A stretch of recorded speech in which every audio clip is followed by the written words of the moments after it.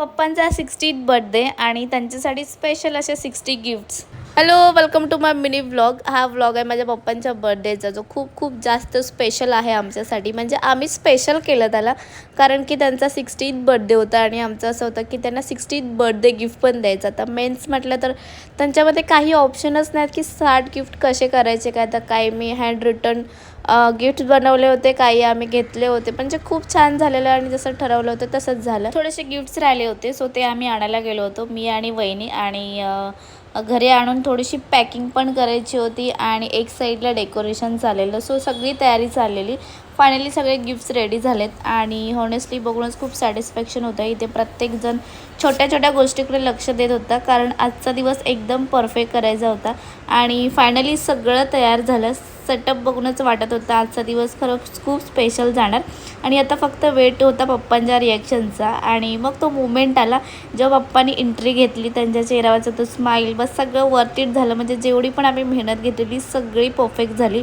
हा फक्त बर्थडे नव्हता, हा मोमेंट होता फॅमिलीचा. आणि हे सगळं करण्यामागे माझ्या ज्या 2 वहिनी आहेत त्यांनी खूप जास्त सपोर्ट केला. ॲक्च्युली प्लॅन त्यांचाच होता की 60th बर्थडे तर आपण 60 गिफ्ट देऊया म्हणून. सो त्यांनीसुद्धा हाफ गिफ्ट आणलेले. आणि आमच्या तिघींचं असं झालं की प्रत्येकाने 20-20 गिफ्ट घेऊया, जेणेकरून 60 गिफ्ट पटकन होतील. कारण आमच्याकडे 2-3 दिवसच राहिले होते सगळं तयारी करायला. त्यांना अजून थोडं स्पेशल फील करण्यासाठी ना आम्ही त्यांना रोज देऊन स्वागत केलं. म्हणजे सगळ्यांनी एवढं प्रेम दाखवलं ना आणि सगळ्यांची एवढी एक्साइटमेंट त्या गोष्टीसाठी.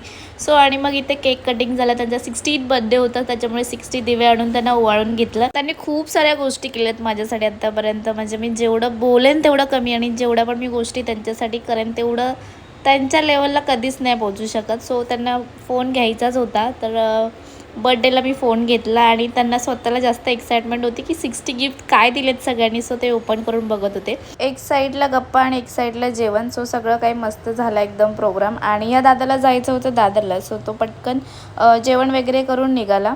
आणि इकडे आमच्या लहान बाबूंचा म्हणजे मस्त सगळेजण छान खेळत होते, गप्पा गोष्टी. खूप दिवसानंतर ॲक्च्युली सगळेजण असे भेटलेलो. आणि गिफ्ट्समध्ये ना त्यांनी आंबे पण दिले होते.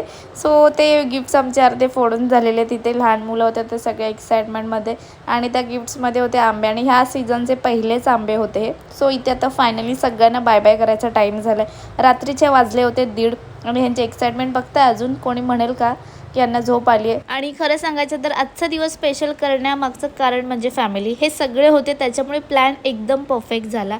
माझी ही वहिनी आणि ती वाली वहिनी, ही दुसरी वहिनी, या दोघींनी खूप जास्त मेहनत घेतली. म्हणजे खूप जास्त सपोर्ट केला. सो भेटू आपण नेक्स्ट व्लॉगमध्ये. Bye bye.